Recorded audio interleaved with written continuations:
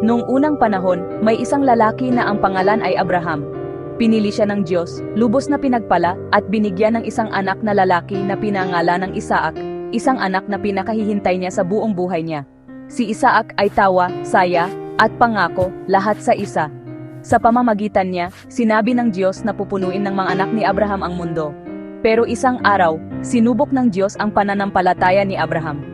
Sinabi niya, dalhin mo ang iyong anak, ang iyong kaisa-isang anak si Isaac, na mahal mo, at ialay mo siya bilang handog sa bundok na ipapakita ko sa iyo.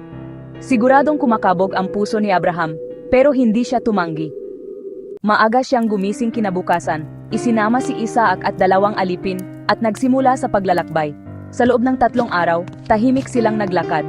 At nang makita ang bundok, sinabi ni Abraham sa mga alipin, manatili kayo rito. Aakyat kami ng bata para sumamba, at pagkatapos ay babalik kami. Binitbit ni Isaac ang kahoy. Binitbit ni Abraham ang apoy at ang kutsilyo. Tapos nagtanong si Isaac, Tatay, may apoy at kahoy tayo, pero nasaan ang kordero para sa handog? At malumanay na sumagot si Abraham, ang Diyos mismo ang magbibigay ng kordero, anak ko. Sa tuktok ng bundok, nagtayo si Abraham ng altar at inilagay ang kahoy dito. Nang nanginginig ang mga kamay, inilagay niya si Isaac sa ibabaw. Pero nang iaabot niya ang kutsilyo, isang tinig mula sa langit ang tumawag, Abraham, Abraham, huwag mong saktan ang bata.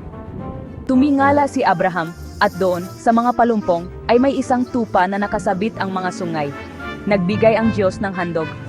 Tinawag niya ang lugar na Jehovah Jireh, na nangangahulugang ang Panginoon ang magbibigay. Ang kuwentong ito ay nagpapaalala sa atin na ang pananampalataya ay nangangahulugang lubos na pagtitiwala sa Diyos, kahit na hindi malinaw ang landas. At tulad ni Abraham, natutunan natin na kapag pinili natin ang pananampalataya sa halip na takot, laging nagbibigay ang Diyos. Ang Panginoon ang magbibigay. Genesis 22:14